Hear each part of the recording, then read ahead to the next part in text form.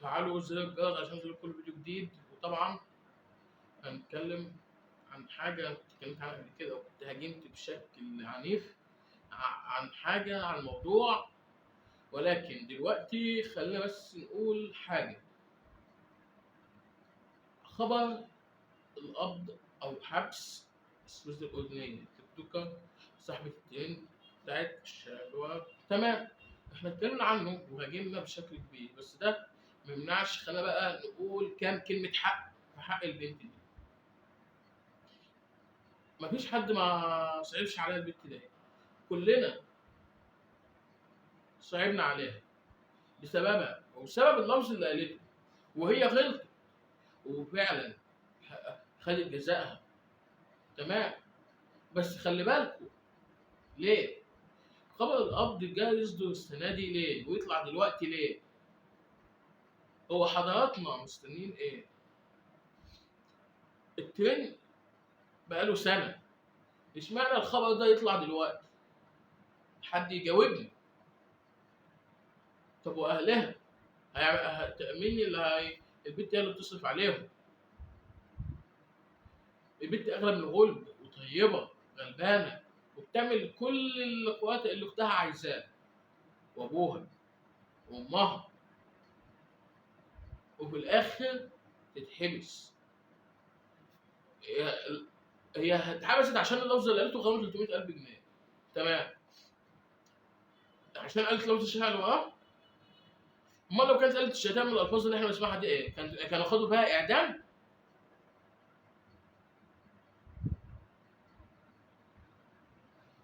يا ربي، حاجه عجيبه. اشمعنى الخبر يطلع في الوقت ده؟ هل كما يقال احد من الكبار هو السبب ام لا؟ ايوه اي نعم، البنت غلطت وقالت لفظ وشتمت ابوها وهو ما ينفعش، بس مش درجه الحبس سنتين. البنت يعني لسه صغيره. طب سيبوكوا لو اتحبست اختها الغلبانه اللي عندها المرض ده، مين اللي يصرف عليها؟ ايه؟ مين اللي هيصرف؟ هي اللي بتصرف على اهلها. انا كنت فاكر زيكم انها واحده زي الناس البنات بتوع اليمين دول، بس لما دورت وعرفت الناس بتحبها. بس سالت ودورت وعرفت ليه؟ لان ما كانش في اطيب منها. كان بتعمل لاختها اللي هي عايزاه ولا بتعمل، لدرجه انها كانت بتعمل اعلانات لحاجات عشان تاخد فلوس وتجيب لاختها اللي هي عايزاه، وفعلا كانت اتعملت عليها واهلها منهارين من الرياض بسبب خبر حبسها. ايه؟ طب مش انتوا قبضتوا عليها؟ قبضتوا على البنت. تمام، طالما انتوا ماشيين بالمبدأ ده ليه ما تقبضوش على الممثلين اللي قالوا الالفاظ دي في الافلام والمسلسلات بتاعتهم؟ اشمعنى دي؟ ولا هي عشان البنت غلبانه ومظلومه وما لهاش ظهر؟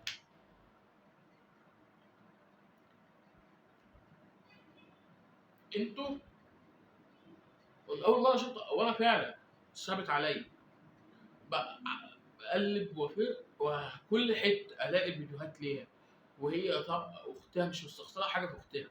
كميه طيبه وحنيه عمرها ما اتشافت في حد في الزمن الاخضر اللي احنا فيه ده. يا رب يفك كربها ويفك اساها، لانها مظلومه واتظلمت، وابوها نفسها قال هي بنت غلط، بس ما تستحقش الحبس وغرامه 300,000 جنيه ليه؟ امال لو كانت شتمت اتقالت من الالفاظ اللي احنا بنسمعها يا ابن الكذا ويا ولاد الكذا، ايه؟ هتعدموها؟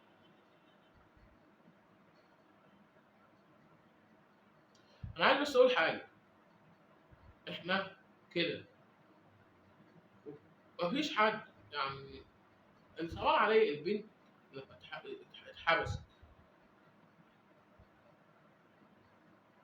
وطريقه كلامها، مع ان طريقه كلامها كان معلش يعني كلام بلدي شويه، بس كان فيها كميه طيبه وحنيه لما شفته في الفيديوهات.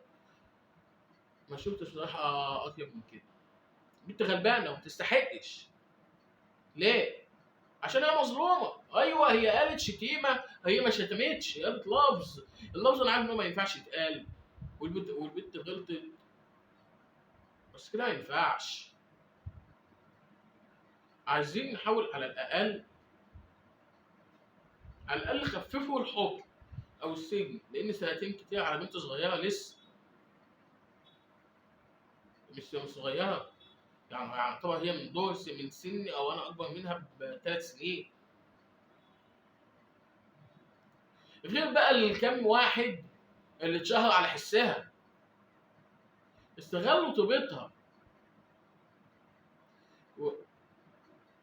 انا كده قلت اللي عندي، بس يا ريت بقى، بس يا ريت نخلي بالنا.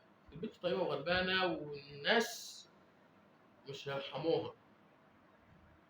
خلونا اي حد عايز يقول كلمه حق فيها يقول. هي كانت طيبه وحنيه، واختها اغلب منها. اه والله اغلب من كده ما شفتش، قالتها على قد حالها.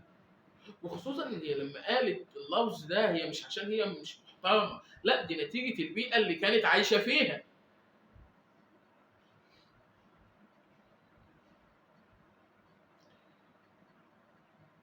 انا هلخص اقول اكتر من كده، ان احنا لاول مره اشوف الناس بتعمل حاجه صح، ويبدا يبقى ده طريق البدايه ان احنا نتعدل. الناس متعاطفين معاها، وانا برضه من الناس اللي اتعاطفت معاها، برغم من اني انا اللي كنت واحد من الناس اللي هاجموها بسبب اللفظ اللي قالته. وده طبعا كان اخر الفيديو. اشوفكم فيديو جديد، والسلام عليكم.